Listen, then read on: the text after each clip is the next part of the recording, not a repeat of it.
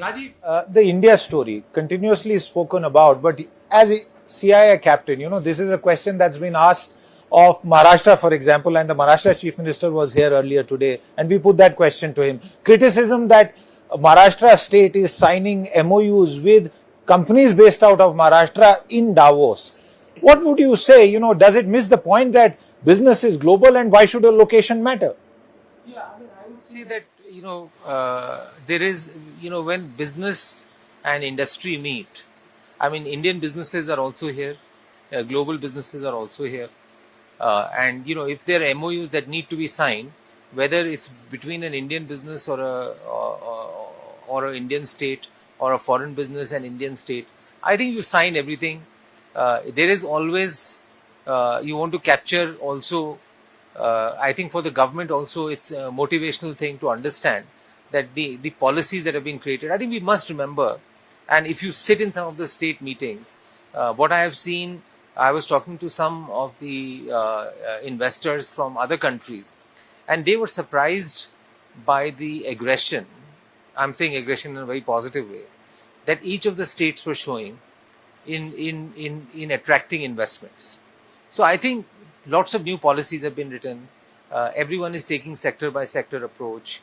If you look at just the GCC policy that's come out, which the Maharashtra state has come out, very, very attractive. So if you look at those things, yes, some of it will be domestic investment, some of it will be foreign investment. I think it's good to capture the overall picture to say, okay, the impact of this policy, because of this policy, this is the investments that we are getting into the country.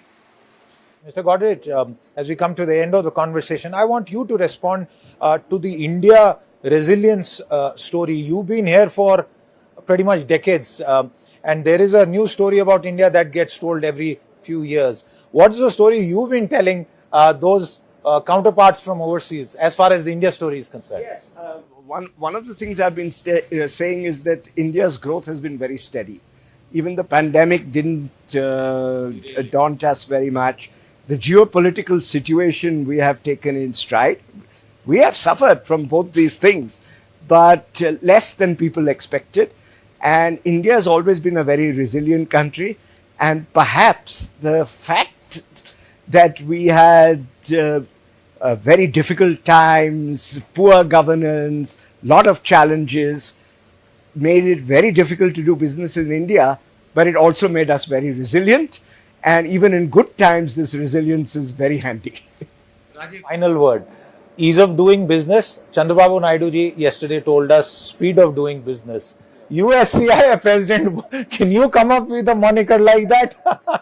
It's not my job. I think my view is whatever moniker we give, it's a issue that the more we can work at it, it has a multiplier impact on investment. It's not just for the larger companies, but for MSMEs, others, when you meet them, sometimes their spirits and energy are down just to deal with so many compliances.